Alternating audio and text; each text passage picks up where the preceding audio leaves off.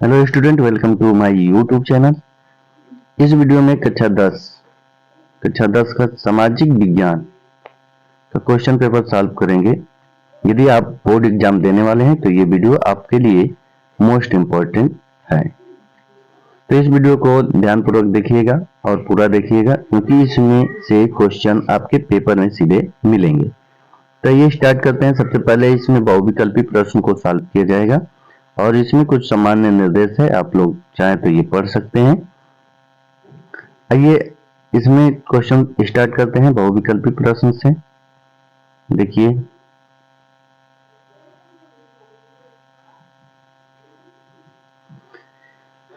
पहला क्वेश्चन है, 1789 में फ्रांस में राष्ट्रवाद की प्रथम अभिव्यक्ति का क्या परिणाम हुआ?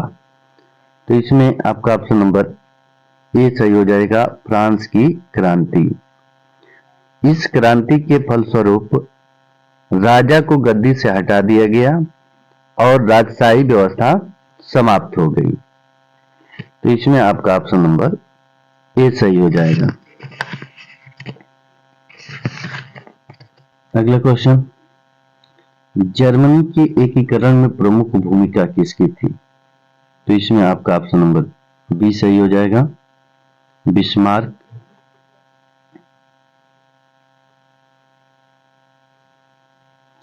अगला क्वेश्चन,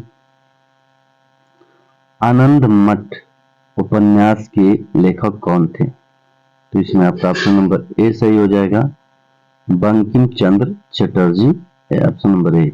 महामंदी का सबसे बुरा असर पड़ा किस पर पड़ा? तो आपका ऑप्शन नंबर बी सही हो जाएगा, कृषि क्षेत्र पर पड़ा।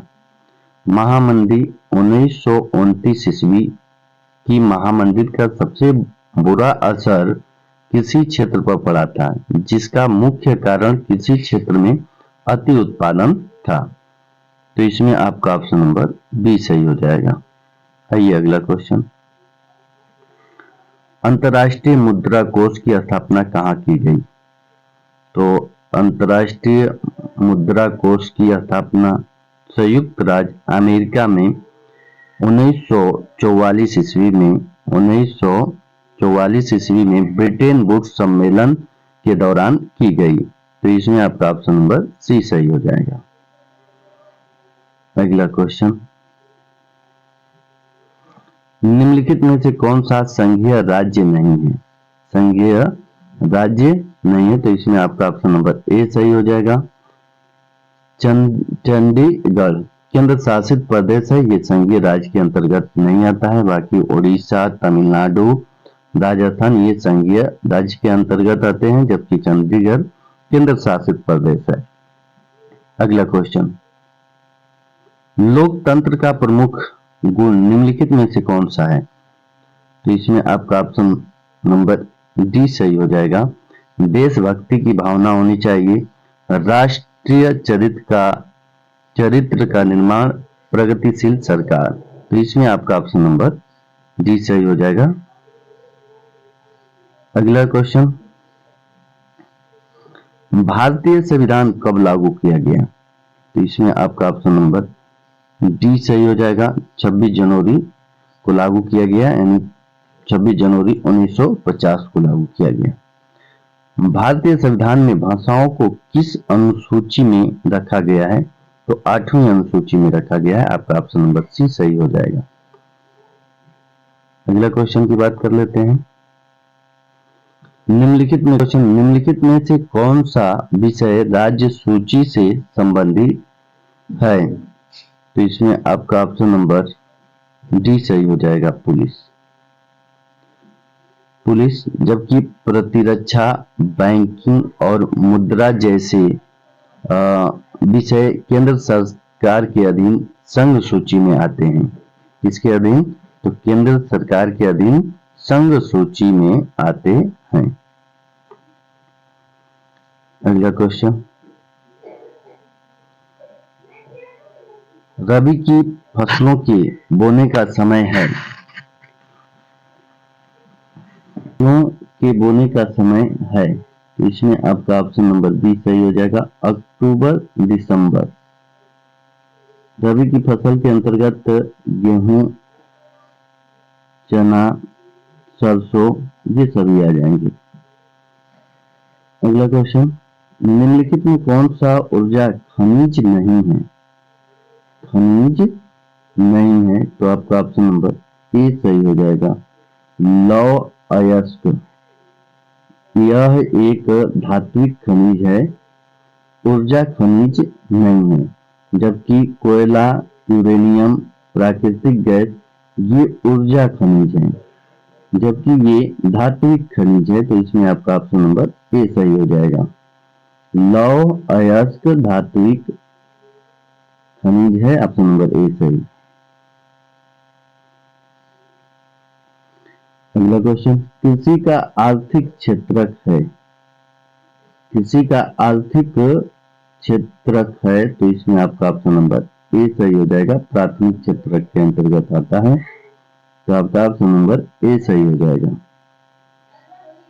अगला क्वेश्चन, निम्नलिखित क्वेश्चन नंबर 14।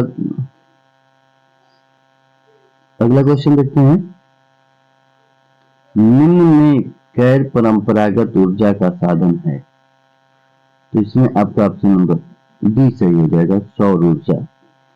सौर ऊर्जा एक गैर परंपरागत यानी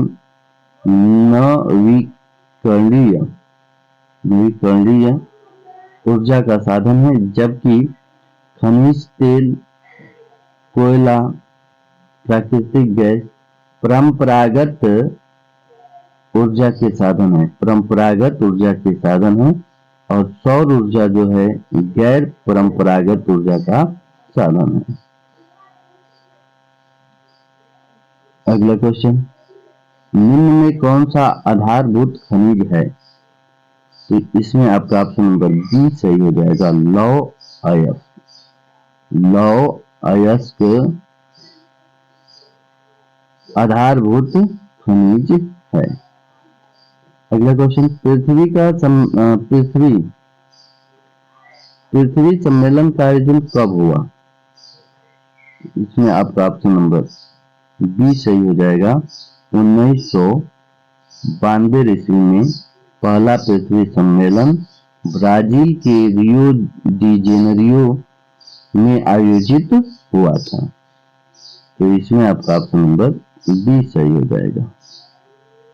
भारत में उदारीकरण प्रक्रिया की शुरुआत किस वर्ष हुई थी? तो इसमें आपका ऑप्शन नंबर बी सही हो जाएगा, 1991 ईस्वी में हुआ था।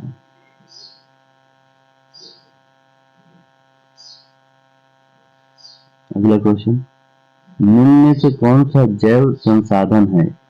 जैव संसाधन, तो इसमें बात कर ले तो मत्स्य पालन जैव संसाधन है, जबकि लोहा, तांबा, चट्टाने अजैव संसाधन होंगे।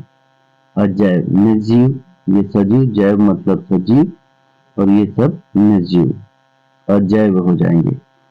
19 नंबर, निम्नलिखित में से किस वर्ष में बांग्लादेश ग्रामीण बैंक की शुरुआत हुई? तो इसमें आपका ऑप्शन नंबर बी सही हो जाएगा, 1970 में। 1970 में। अगला क्वेश्चन, किसी देश का विकास आधारित है, तो प्रति व्यक्ति आय, औसत साक्षरता दर पर, लोगों की स्वास्थ्य स्थिति पर, इसमें आपका ऑप्शन नंबर डी सही हो जाएगा, डी सभी, उपयुक्त सभी। इस प्रकार से बहुविकल्पी प्रश्न को सॉल्व कर लिया गया। अब इसमें सॉल्व करेंगे वर्णनात्मक प्रश्न को। देखिए,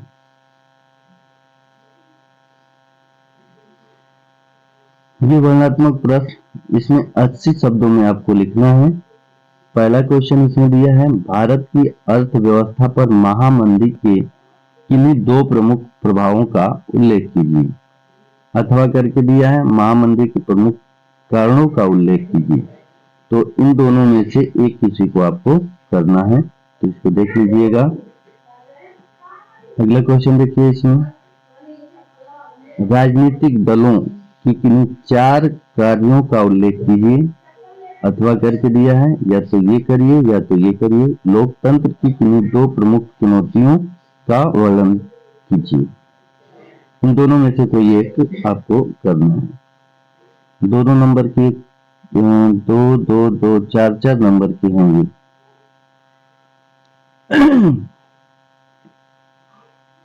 अगला क्वेश्चन देखिए, औपचारिक एवं अनौपचारिक साख के मध्य अंतर स्पष्ट कीजिए।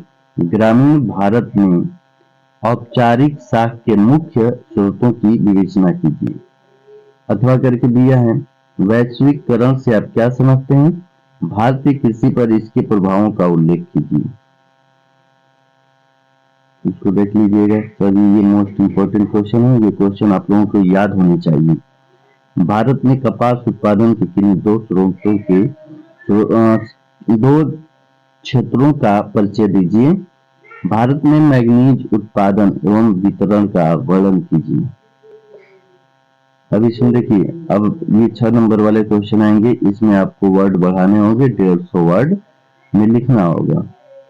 सत्याग्रह का क्या अभिप्राय है? सत्याग्रह के संबंध में महात्मा गांधी के क्या विचार थे? ये लिखिए, या अथवा करके ये भी आप लिख सकते हैं। भारत में राष्ट्रवाद के उदय के प्रमुख कारणों की व्याख्या कीजिए। तो इन दोनों में से एक कोई आप लिख सकते हैं।